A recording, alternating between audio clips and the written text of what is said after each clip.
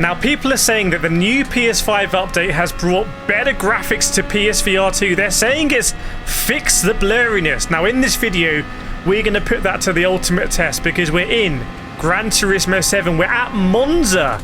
We're in a time trial session with a Ghost, and we're in the 60s Honda F1 car. Why is that such a difficult test? Well, Gran Turismo 7 is a game that has reprojection. Reprojection means that it's a 60 FPS game, and it's basically doing every other frame in your headset through reprojection. That's not interpolation. That's natural reprojection based on where it assumes your head is going to be moving and it tries to predict the next frame. It's all very complicated. We might do another video on that. And with the Ghost there ahead, which you can see I've already dropped off, but when that Ghost was ahead of us, that was a really difficult test for that reprojection because it's trying to simulate a translucent object. Now, we already have here, by the way, the windshield in front of us, which is a similar sort of test. And at Monza, it's such a fast track. Picking out the numbered boards is absolutely critical to doing a fast lap here. So, what you all want to know is it any less blurry? Well, we know that you can't fix stuff like the mirror. We know that you can't fix stuff like the fact that GT7 is going to be running at basically a sort of lower fidelity.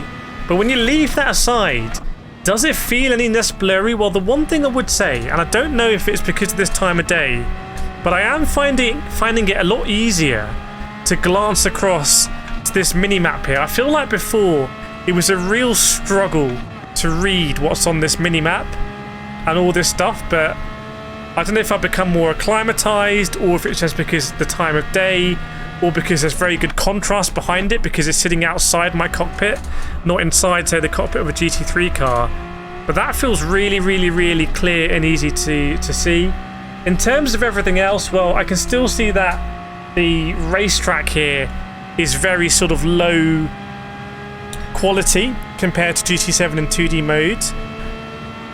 But I'm looking around and, well, there definitely hasn't been a visual decrease. Whether there's been any bump in the visual quality is really hard to tell, but it might be the case as we lose the tracking there. It might, and we lose my braking zone. It might be the case. Actually, let's just see if we can stop here and have a look.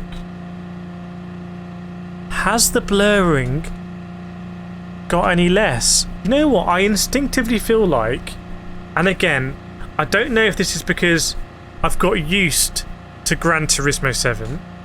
We're obviously not travelling at any speed now, but this is a lot less blurry than when I remember starting Gran Turismo 7 on the launch of PSVR2. And I am wearing glasses under here, by the way, which is another complication for, you know, I'm looking through two pairs of lenses before we get to the screen. Let me know in the comments, what do you think? If you're a PSVR2 user and if you're playing Gran Turismo 7, do you think the latest update has brought any extra clarity? You'd imagine this is something they're going to be working on and tinkering, and I have to be honest,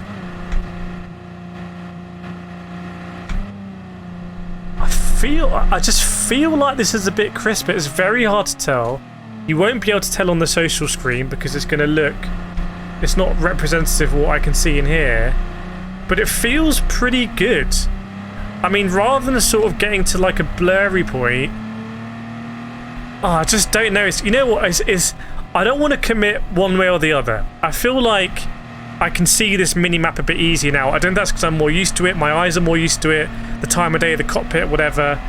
But let me know in the comments, do you think the blurriness has been reduced in PSVR2? It's going to be really interesting to hear from you. And let's see if they're going to be improving PSVR2 with the updates. I'll see you in the next video.